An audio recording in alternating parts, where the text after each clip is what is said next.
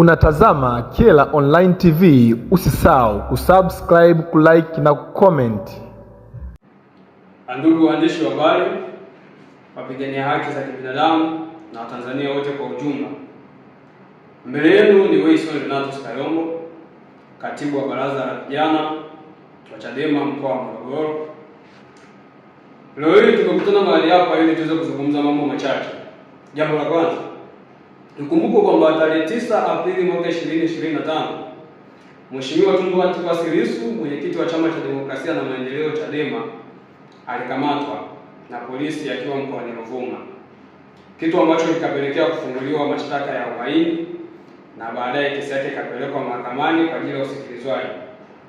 Lakini mpaka sasa tunaongelea kwa takribani mwaka sasa, kesi hiyo haijaweza kufikiwa uamuzi wowote, lakini Mheshimiwa Tundu Lissu akiwa bado magereza. Lakini jambo la kusisitiza ni kwamba tunaposema kosa la uhaini ni kosa ambalo adhabu yake ni kunyongwa mpaka kufa. Lakini sasa kwa zaidi ya mwaka sasa mheshimiwa amekuwa magereza pasipo kesi yake kutolewa hukumu yoyote, kitu ambacho kinaonyesha wazi uvunjaji wa haki za kibinadamu, hasa kwa kuzingatia misingi ya kikatiba, hasa katiba ya mwaka 1977 ambayo tunaitumia mpaka hivi leo. Lakini kitu cha pili, uvunjaji huu wa haki za binadamu unaonyesha wazi kwamba mahakama zetu haziko huru katika utendaji kazi wao kwa kila siku, hasa katika masuala mazima ya utoaji wa haki. Kwa mfano, imesikika mara kadhaa kwamba kunakuwa na maelekezo kutoka juu. Huko juu hakuna mtu anayejua ni wapi. Huko juu kuna hali gani, hakuna mtu anayejua. Lakini kama kitendo kama hicho kinaonekana ndani ya mahakama na mahakama inakubaliana nacho, inaonyesha wazi kwamba mahakama yenyewe inakiuka misingi ya kikatiba juu ya uhuru wake binafsi, kwa maana ya kwamba inashindwa kufanya kazi kama inavyohitajika kikatiba huku ikisubiria maelekezo kutoka sehemu fulani. Sasa ni kitu cha kustaajabisha, hasa katika taifa letu, taifa ambalo lina uhuru kwa zaidi ya miaka 60. Ni kitu ambacho ni cha ajabu sana.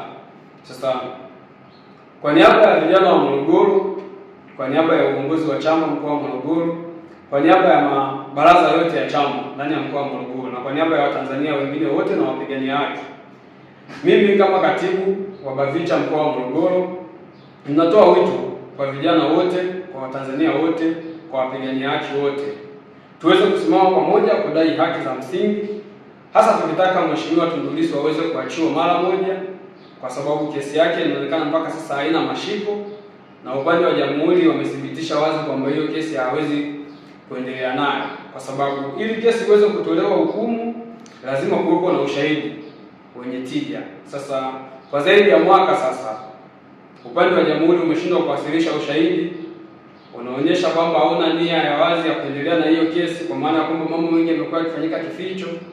Lakini bado mheshimiwa akiwa magereza amekuwa akikandamiziwa haki zake kadhaa, apate nafasi ya kuonana na ndugu zake, apate nafasi ya kuonana na mawakili, kitu ambacho ni ukiukwaji wa haki wa wazi na ambao unajidhihirisha katika taifa hili.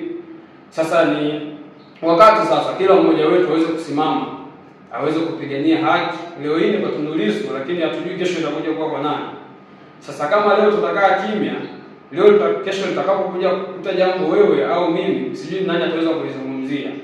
Sasa ni wito wangu kwa sote wa Tanzania, tuweze kusimama pamoja, tuweze kudai haki pamoja, ili haki ya Tundu Lissu ipatikane, kwa sababu kulinda haki ya Tundu Lissu leo ndio kufanikisha haki zetu binafsi za kesho. Sasa kama leo tutakaa kimya, sijui nani ataweza kutupazia sauti kesho. Sasa niwatake kila mmoja aweze kupaza sauti kudai haki ya mheshimiwa wetu Tundu Lissu, aweze kutoka magereza, aweze kuendelea na shughuli zake nyingine, kwa sababu ni kitu cha ajabu pia mtu anakaa magereza kwa zaidi ya mwaka pasipo sababu za msingi, wakati huo familia yake ikiwa inamsubiri, shughuli zake nyingine za kijamii na za kimaendeleo zinakwama. Lakini wakumbushe tu kwamba Tundu Lissu ni mwenyekiti wa chama kikuu, chama ambacho ni tunasema Chama cha Demokrasia na Maendeleo. Shughuli zake za kisiasa pia zinakwama.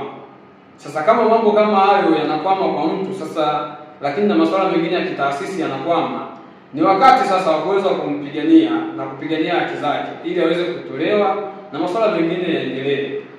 Sasa nadhani kila mmoja aone kwamba ana wajibu wa kuweza kupigania hili swala. Asanteni sana. Unatazama Kyela Online TV, usisahau kusubscribe, kulike na kucomment.